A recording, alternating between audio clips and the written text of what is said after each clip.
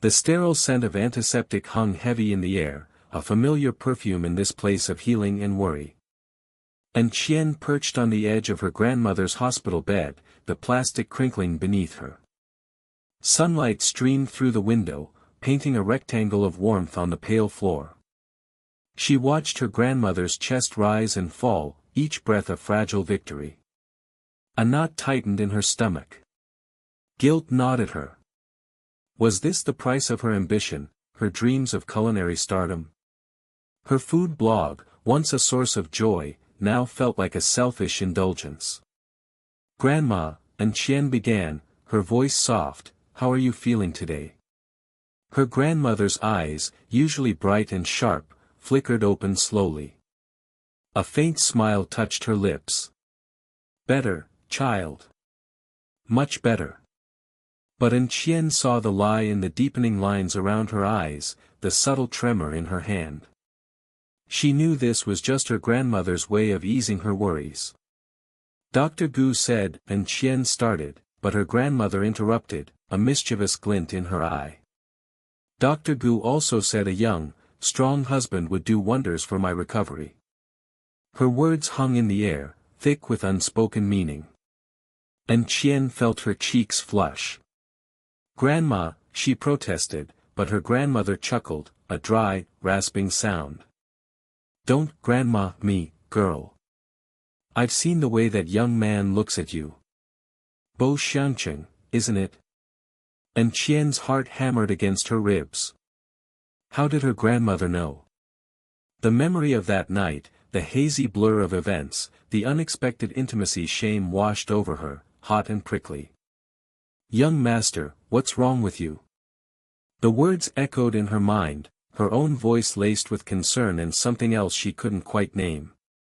She had made him hangover soup, a simple gesture of kindness, a way to repay his unexpected generosity. But her grandmother's words implied something more, a connection she hadn't even allowed herself to consider. I am pregnant," and Chien confessed, the words barely a whisper. Her grandmother's eyes widened, a mixture of surprise and satisfaction. And Chien swallowed, her throat suddenly dry. The weight of this secret, this life growing inside her, felt heavier than ever. "Pregnant," her grandmother repeated, the word rolling around the room like a loose marble. "And the father?" And Chien hesitated. Could she admit the truth? Could she reveal the tangled web of circumstance that had led to this moment? It's complicated," she stammered, avoiding her grandmother's gaze. The room felt suddenly too small, the air too thick. She wanted to escape, to run back to her small apartment, to the familiar comfort of her kitchen, where the only complications were burnt sauces and overproofed dough. Her grandmother, however, was not one to be deterred. "Complicated how?" she pressed, her voice gentle but firm. And Chien recounted the events of that night, the unexpected encounter with Bo Xiangqing, her father's well-intentioned but ultimately disastrous intervention with the hangover soup. She left out the details that made her cheeks burn, the moments of vulnerability she hadn't yet processed herself. Her grandmother listened intently, her expression unreadable. When Chien finished, a long silence stretched between them. The rhythmic beeping of the heart monitor filled the void. "And you haven't told him?" her grandmother finally asked. And Chien shook her head. The thought of facing Bo Xiangqing again, of revealing this secret, filled her with dread. "Not yet," she whispered. "Well, you should," her grandmother said matter-of-factly. "A child needs a father. But what if he doesn't want anything to do with us?" And Chien's voice trembled.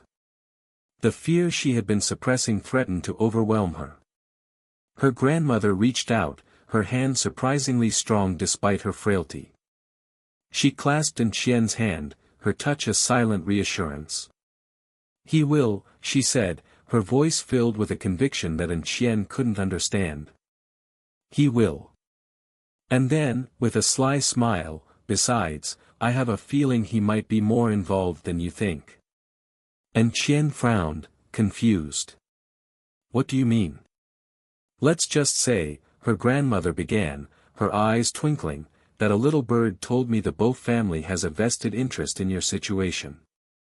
Before Chien could question her further, her grandmother launched into a detailed description of a suitable young man she had met at the hospital, a doctor, kind and intelligent, perfect husband material.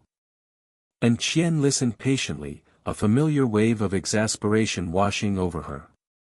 Her grandmother's matchmaking attempts were legendary. "Grandma," Chien interrupted gently, "I'm not interested in dating right now." Her grandmother sighed dramatically. "But he's such a good catch. Stable, respectable, Grandma," Chien repeated, her voice firm. "I'm pregnant. And I'm not looking for a husband."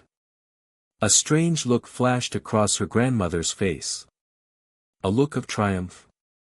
"Money for your grandma's medical treatment, I can give it to you right away." Bo Xiangqing's words echoed in Chien's mind, cold and impersonal. She had refused his offer, clinging to her pride, her independence. "But now, Chien," her grandmother said softly, her voice laced with a seriousness that made Chien's heart clench. "The Bo family, they've offered to cover all of my medical expenses." Chien stared at her, speechless. The pieces of the puzzle began to click into place. Her grandmother's insistence on a husband, her sudden improvement, the only heir to our Bo family, her grandmother's words echoed Bo Xiangqing's, confirming her suspicions. "All your grandma's medical expenses, they are all produced by our Bo family." The weight of those words settled heavily on Chien's chest. She felt a strange mix of gratitude and resentment, relief and fear. The sterile hospital room faded around her, replaced by the opulent, unfamiliar surroundings of the Bo family home. Bo Xiangqing stood before her, his expression unreadable. He held out a velvet box, a single diamond glittering within. "Marry me, Chien," he said, his voice low and steady. The opulent silence of the Bo family home pressed down on Chien. Sunlight, fractured by the geometric patterns of the stained glass windows, splashed across the polished marble floor, cold and unwelcoming. She clutched the small thermos tighter, its warmth a small comfort in the cavernous space. "Your hangover soup," she said, her voice barely above a whisper. He was at his desk, a fortress of dark wood and gleaming technology, his back to her. Chien watched the rigid set of his shoulders, wondering if he'd even heard her. Doubt gnawed at her. Had she been foolish to come here, to this alien world of wealth and power, so different from her cozy, cluttered apartment? Her grandmother's words echoed in her mind, a blend of encouragement and resignation. "He's a good man, Chiener. Just complicated." Bo Xiangqing finally turned, his gaze sharp and assessing, like a surgeon evaluating a patient. Chien's breath hitched. He hadn't shaved, the faint stubble shadowing his jawline, giving him a rawness that belied his usual impeccable appearance. "Are you 29? Let you have a blind date," he stated, his voice flat, devoid of inflection. The words, though seemingly nonsensical, stung. Chien understood their implicit accusation, that she was desperate, using her pregnancy as a lever. "My grandmother," she began, but he cut her off, his voice laced with icy disdain. "I will divorce you sooner or later." Each word landed like a shard of glass, shattering the fragile hope she'd clung to. Divorce. The word hung heavy in the air, a grim reminder of the transactional nature of their marriage. "He doesn't believe me. He thinks I'm lying," she thought, a bitter taste rising in her throat. "But what choice did I have?" Chien's fingers traced the rim of the thermos, the smooth metal a stark contrast to the turmoil churning within her. She knew this marriage was a lifeline, a chance to save her grandmother. But at what cost? A sigh escaped her lips, a silent testament to the weight of her decision. She placed the thermos on the edge of his desk, a small offering in this cold, unfamiliar war. The aroma of ginger and chicken, a familiar comfort from her childhood, drifted into the air, a subtle rebellion against the sterility of the room. Bo Xiangqing watched her, his eyes narrowed, a flicker of something unreadable in their depths. "I don't know if it's true or not," he said, his gaze fixed on the thermos, as if it held some dangerous secret. "She was pregnant when she said she was pregnant." The suspicion in his voice was a palpable thing, filling the space between them. And Qian flinched, the unspoken accusation hanging heavy in the air. "He thinks I planned this," she thought, a wave of despair washing over her. She wanted to scream, to defend herself, to explain the desperation that had driven her to accept this charade. But the words caught in her throat, choked by the suffocating atmosphere of distrust. Later that day, a video call with her grandmother brought a momentary respite from the tension. The frail woman's face lit up at the sight of Qian, her smile a beacon of warmth in the sterile environment of the hospital room. "Qianer, are you eating well?" she asked, her voice weak but filled with concern.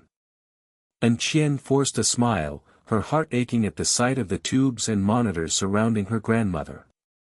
"Yes, Grandma," she lied, her gaze shifting to the opulent furnishings of the Bo family home, a stark reminder of the gilded cage she now inhabited.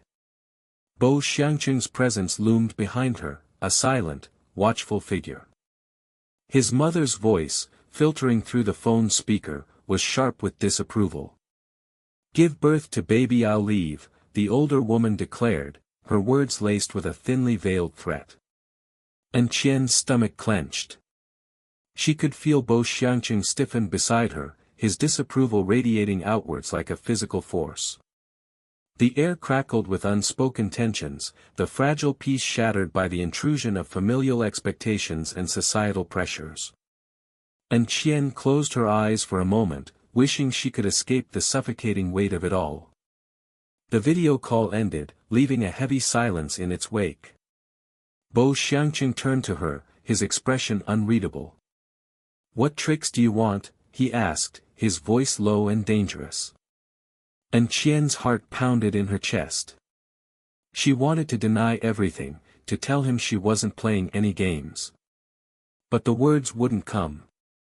Instead, she met his gaze, her own eyes filled with a mixture of defiance and despair. He stared back, his gaze searching, probing.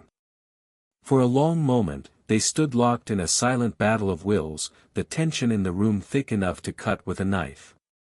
Then, something shifted in his expression. The coldness melted away, replaced by a flicker of understanding, of concern. He sighed, the sound weary and resigned. "Your grandmother's medical expenses, I will take care of them." The words, spoken so softly, hung in the air, a promise and a burden. And Qian stared at him, her mind reeling. He hadn't just agreed to pay for her grandmother's treatment.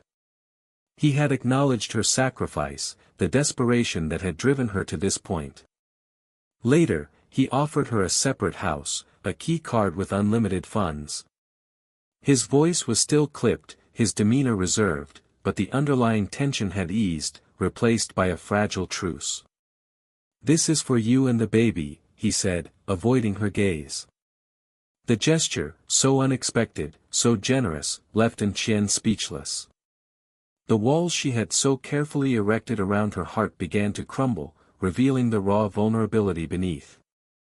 She looked at him, really looked at him, and saw not the cold, calculating businessman, but a man grappling with his own complex emotions. A man who, despite his initial reservations, was beginning to accept his responsibilities, both to her and to their unborn child. The realization hit her with the force of a physical blow. This wasn't just a transaction anymore. Something real, something fragile, was beginning to bloom between them, amidst the ashes of their contrived marriage. Hope, tentative and uncertain, flickered within her, a tiny flame in the vast darkness of her uncertainty. The sterile scent of antiseptic hung heavy in the air, a stark contrast to the faint, lingering aroma of ginger and garlic that clung to Qian's clothes, a phantom limb of the life she'd left behind. Her hand, still slightly rough from years of kneading dough and chopping vegetables, trembled slightly as she adjusted the tablet on the bedside table. The screen flickered to life, revealing the wrinkled face of her grandmother, nestled amongst the crisp white sheets of her hospital bed. Relief, sharp and immediate, flooded in Chien, chasing away the persistent knot of anxiety that had taken root in her stomach. Grandma was awake. Awake and, judging by the glint in her eyes, as sharp as ever. "Hello, Grandma," and Chien murmured, her voice catching slightly. The words felt inadequate, too small to encompass the tumultuous emotions swirling within her. Guilt, for the burden she placed on her grandmother. Fear, for the uncertain future. And a strange, flickering ember of hope, fueled by the warmth in her grandmother's gaze.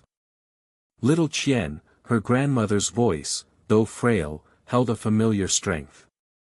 Her eyes, magnified by her spectacles, scanned in Chien's face, lingering for a moment on the faint shadows beneath her eyes. "Did Xiangqing bully you?" The question, so typical of her grandmother's protective nature, sent a ripple of unexpected warmth through Chien.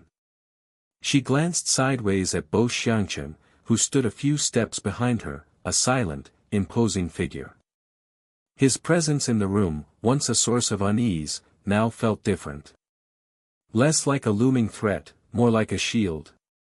The thought, so unexpected, made her breath catch in her throat. "Grandma," and Chien forced a lightness into her voice she didn't quite feel, "the eldest young master is very good to me." The words felt foreign on her tongue, like a costume she hadn't quite grown into yet. Yet, as she spoke them, a strange kernel of truth began to take root within her. He had, after all, ensured her grandmother received the best possible care. He'd provided her with a roof over her head, a sense of security she hadn't realized she craved. Bo Xiangqing's eyes met hers, a flicker of something unreadable passing through their depths. He took a step forward, his presence filling the small room with a subtle, masculine scent that mingled with the antiseptic, creating a strangely comforting blend. "Grandmother," his voice, deep and resonant, held a surprising gentleness, "and Chien is recovering well. The doctor assures me both she and the baby are healthy." And Chien's hand instinctively went to her still flat stomach. The baby. Another source of both anxiety and wonder. A tiny life, growing within her, a tangible link to this man who still felt like a stranger. And yet, not quite a stranger anymore. The lines were blurring, shifting, creating a new landscape she was still struggling to navigate. A knowing smile spread across her grandmother's face. "Quite sensible you are all married now. A family." The word, family, hung in the air, heavy with unspoken meanings. And Chien's heart constricted. Family. A concept that had always felt safe, familiar. Now, it felt complicated. Layered with obligations, expectations, and a tangled web of emotions she was still trying to unravel. Bo Xiangqing's gaze remained fixed on his grandmother, his expression carefully neutral. And Chien could almost hear the whirring of his thoughts, the calculated precision with which he measured his words. He was a master of control, of concealing his emotions behind a carefully constructed facade. But beneath that polished exterior, she sensed something else. A flicker of vulnerability, a hint of the man hidden beneath the mask. The video call ended, leaving a strange silence in its wake. And Chien turned to Bo Xiangqing, her gaze searching his face. He met her eyes, his expression softening, the carefully constructed mask momentarily slipping. He reached out, his fingers brushing lightly against her cheek, a gesture so unexpected, so tender, it stole her breath away. And Chien, his voice was low, almost a whisper, he hesitated, as if searching for the right words, his gaze holding hers with an intensity that made her heart race. "I want to make this right." The words hung in the air, charged with unspoken meaning. And Chien's mind raced, trying to decipher the layers of meaning hidden beneath his carefully chosen words. What did he mean, make this right?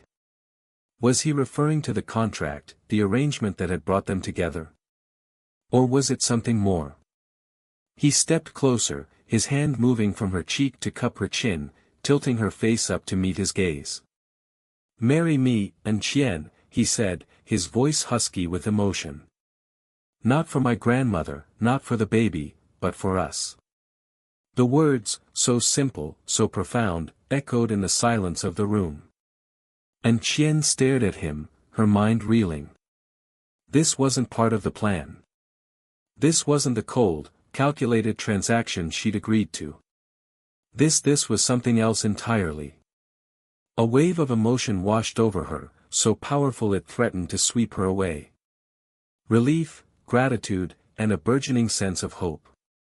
Could she trust this man, this stranger who was slowly becoming less of a stranger with each passing day? Could she allow herself to believe in the sincerity in his eyes, the tremor in his voice? The questions swirled within her, unanswered, unresolved.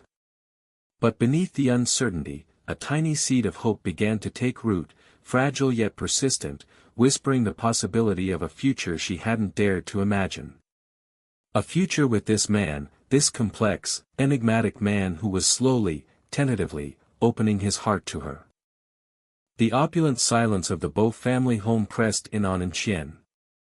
Crystal chandeliers cast fractured rainbows across the polished marble floor, a stark contrast to the sterile white of the hospital room she'd just left.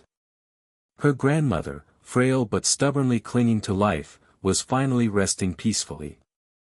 Dr. Gu's reassuring words echoed in her mind, a fragile melody against the cacophony of her own anxieties.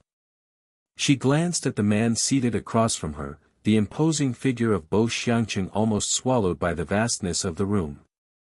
He held a glass of amber liquid, the ice clinking softly, a counterpoint to the frantic rhythm of her own heart. He took a slow sip, his gaze fixed on the swirling liquid, as if it held the answers to the universe's mysteries. And Chien shifted uncomfortably, the silk of the borrowed dress rustling against her skin.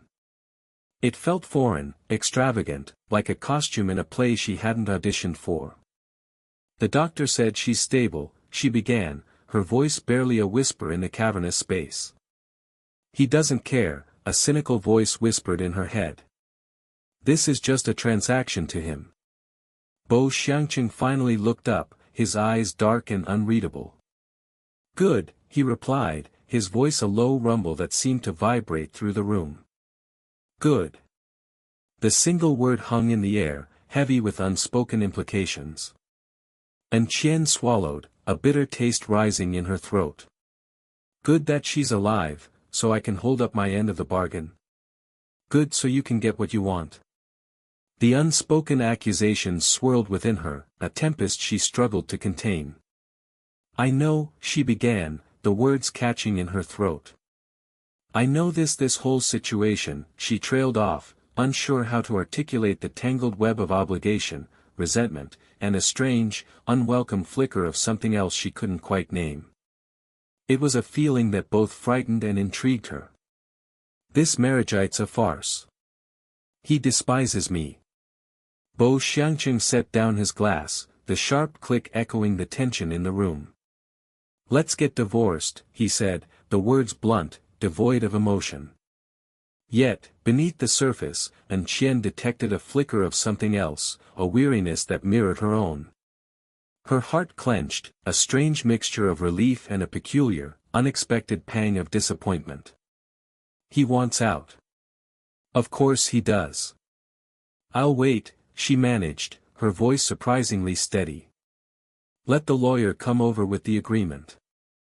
Her grandmother's health was paramount. Once she was out of danger, she would gladly walk away from this gilded cage. "Back to my life. My simple, messy, real life." His gaze intensified, a spark of something akin to anger flashing in his eyes. "You're here to treat your grandma," he stated, his voice laced with a cynicism that cut her to the quick. He paused, each word dripping with disdain. "And you climbed into my bed. The blood rushed to her cheeks, a hot wave of shame washing over her. The memory of that night, a blur of desperation and fear, was a constant, unwelcome companion. He thinks I planned this. He thinks I'm the unspoken accusation hung in the air, thick and suffocating. It wasn't like that, she whispered, the words barely audible. He'll never believe me. A muscle twitched in his jaw, the only outward sign of his barely contained fury. I will divorce you, he said, his voice low and dangerous. Sooner or later. But until then, he paused, his gaze locking with hers. I'm willing to do anything for my child. My child. The words resonated with a strange power, a sudden shift in the tectonic plates of their fragile, forced alliance. He acknowledged the child.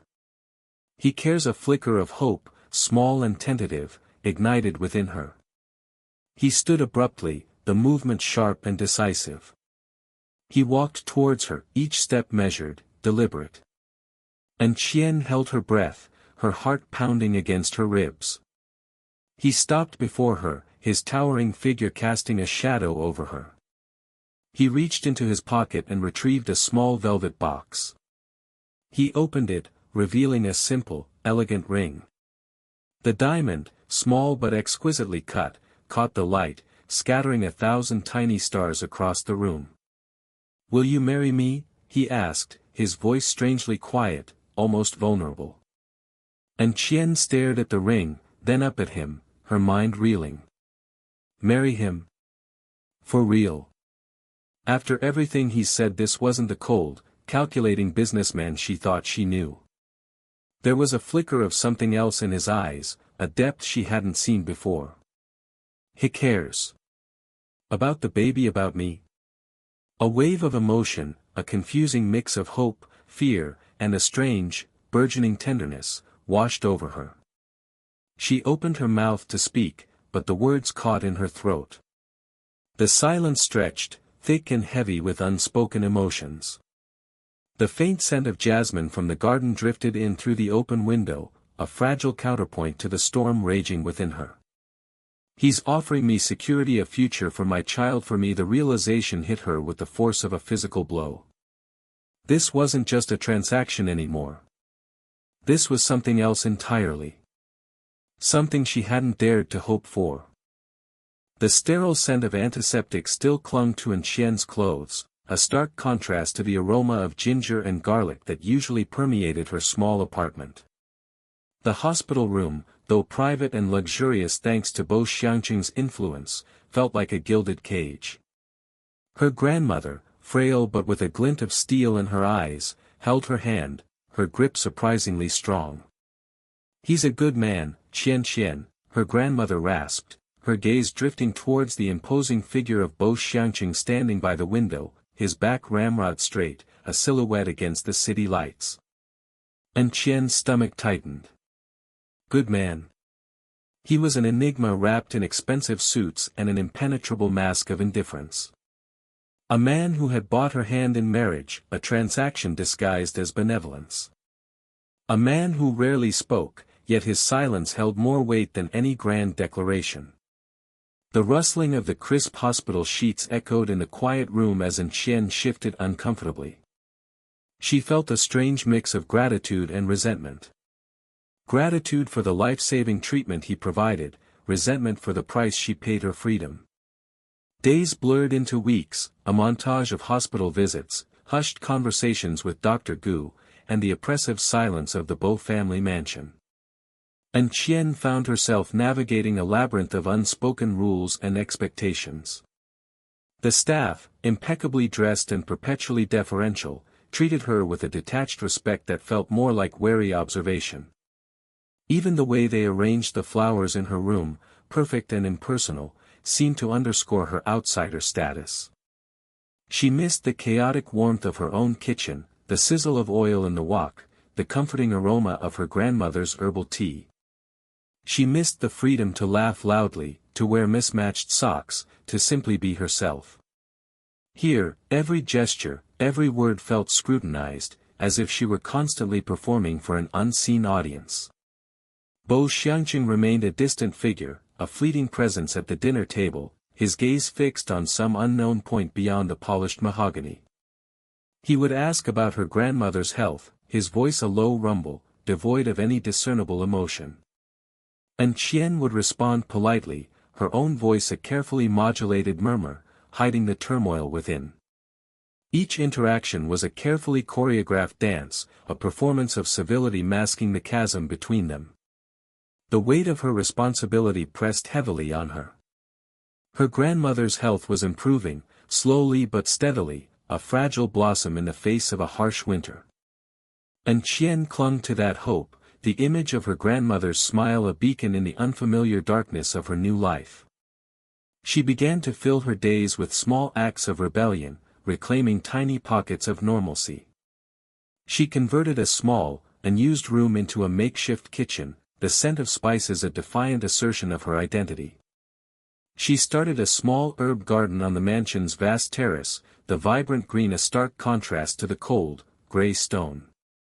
These small acts of defiance, though seemingly insignificant, were anchors in the turbulent sea of her new reality.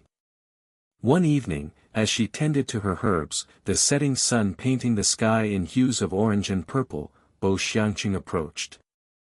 And Qian stiffened, her hands instinctively going to her stomach, a protective gesture she hadn't realized she'd adopted. He stopped a few feet away, the silence stretching between them, thick with unspoken words. He was watching her, she realized, his gaze not cold or indifferent, but curious.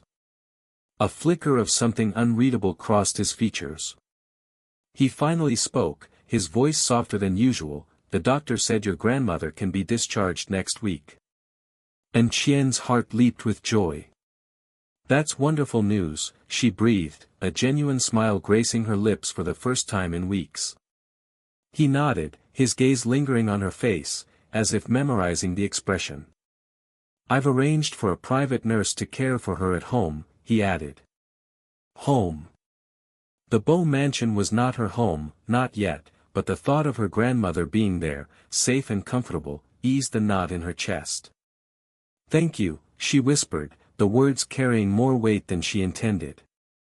The weeks that followed were a slow thaw. Bo Xiangqing began to appear more often, not just for formal dinners, but for quiet moments in the garden, watching her tend to her herbs, or in the makeshift kitchen, the aroma of her cooking filling the sterile air. He still rarely spoke, but his presence felt less like a shadow and more like a shelter. He would bring her small gifts, a rare cookbook, a set of exquisite ceramic bowls, a delicate silver spoon with a tiny hummingbird perched on the handle. Each gift, chosen with a surprising thoughtfulness, chipped away at the wall she had built around her heart. One evening, he found her in the library, surrounded by stacks of cookbooks. He sat beside her, the silence comfortable rather than oppressive. He picked up one of the books, his long fingers tracing the faded cover. "My mother used to make osmanthus cake," he said, his voice barely a whisper, a ghost of a smile playing on his lips. And Qian's breath caught in her throat. It was the most personal thing he had ever shared with her, a glimpse into the man behind the mask. She looked at him, really looked at him, and saw not the cold, ruthless air, but a man burdened by his own unspoken pain. The turning point arrived unexpectedly. And Qian woke in the middle of the night, a sharp pain shooting through her abdomen. Fear gripped her, cold and sharp. Bo Xiangqing, alerted by her cry, was at her side in an instant, his face etched with worry. He scooped her into his arms, his touch surprisingly gentle, and carried her to the waiting car. At the hospital, as they waited for the doctor, he held her hand, his grip firm and reassuring. The fear subsided, replaced by a strange sense of peace. The doctor confirmed it was just a Braxton Hicks contraction, a harmless tightening of the muscles. Relief washed over Bo Xiangqing, visible in the slump of his shoulders, the loosening of his jaw. He turned to her, his eyes filled with an emotion she couldn't decipher. "Don't scare me like that," he murmured, his voice hoarse. He pulled her close, his embrace warm and protective. In that moment, the carefully constructed walls between them crumbled. As the first rays of dawn filtered through the hospital window, Bo Xiangqing knelt beside her bed, holding a small velvet box. "And Qian," he said, his voice steady but filled with emotion, "will you marry me? Not for a contract, not for obligation, but for something more." Tears welled up in Qian's eyes, not tears of sadness or resentment, but tears of pure, unadulterated joy. "Yes," she whispered, her voice choked with emotion. The ring, a simple band of platinum with a single, exquisite diamond, sparkled in the morning light, a symbol of a promise, a new beginning. Sunlight, filtered through the sheer curtains, painted the Bo family living room in a soft, ethereal glow. And Qian sat perched on the edge of a plush sofa, the silence of the opulent room amplifying the nervous flutter in her stomach. The faint scent of lilies, strategically placed in a crystal vase on a nearby table, did little to soothe her unease. Just hours ago, she had been in the sterile, antiseptic environment of the hospital, watching her grandmother's frail hand clutch hers, a silent promise exchanged between them. Now, in this house of marble and whispers, she felt like an intruder in a porcelain doll's world. Bo Xiangqing's mother had made a brief, polite appearance, her concern for her unborn grandchild thinly veiling her disapproval of Qian. The weight of that unspoken judgment pressed down on Qian like the heavy silk of the throw draped over the back of the sofa. She ran a hand over the smooth fabric, the coolness a stark contrast to the heat that bloomed in her cheeks. Bo Xiangqing entered the room, his presence instantly altering the atmosphere. The air seemed to crackle with an unspoken tension, the quiet shifting from peaceful to expectant.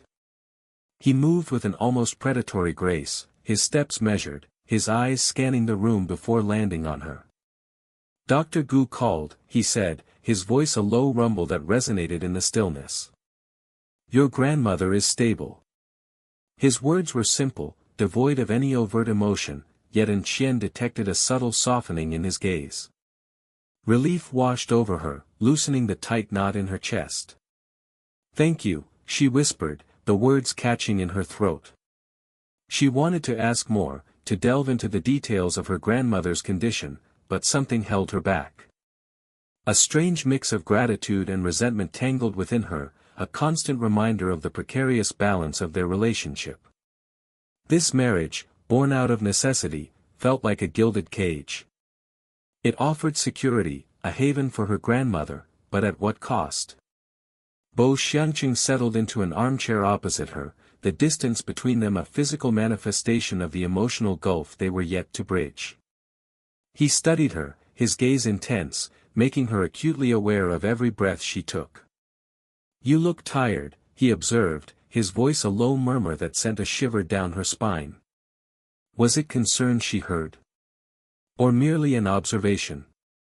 She couldn't decipher the nuances of his tone, the enigma of Bo Xiangqing a constant puzzle she was struggling to solve. "I am," she admitted, rubbing a hand over her temple. "It's been a lot." The understatement hung in the air, heavy with unspoken anxieties and uncertainties. He nodded, a slow, deliberate movement, as if acknowledging the weight of her words.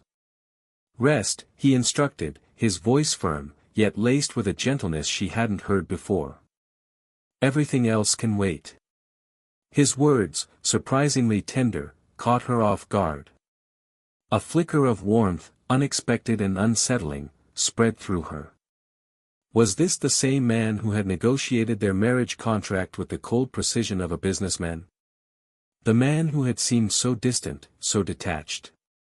She searched his face, seeking answers in the depths of his dark eyes, but found only a carefully constructed mask of composure. He was a fortress, his emotions hidden behind impenetrable walls. And yet, she sensed a shift, a subtle thawing of the ice that had encased his heart. The silence stretched, filled with unspoken words and hesitant glances. And Qian found herself captivated by the play of light and shadow on his face, the sharp angles of his jaw, the way his brow furrowed in thought.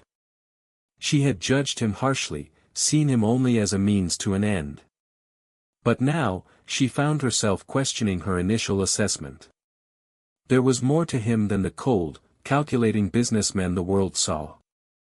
Glimpses of vulnerability, of a hidden tenderness, peeked through the cracks in his armor.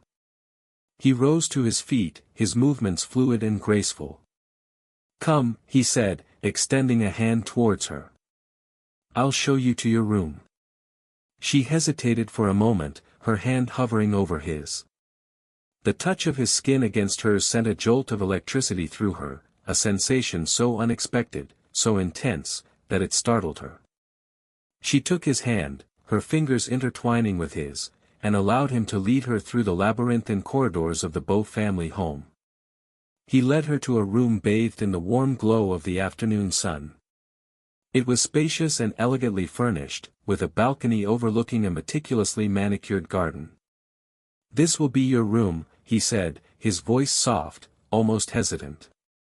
She stepped inside, taking in the luxurious surroundings. It was beautiful, a world away from her small, cluttered apartment. But it wasn't home.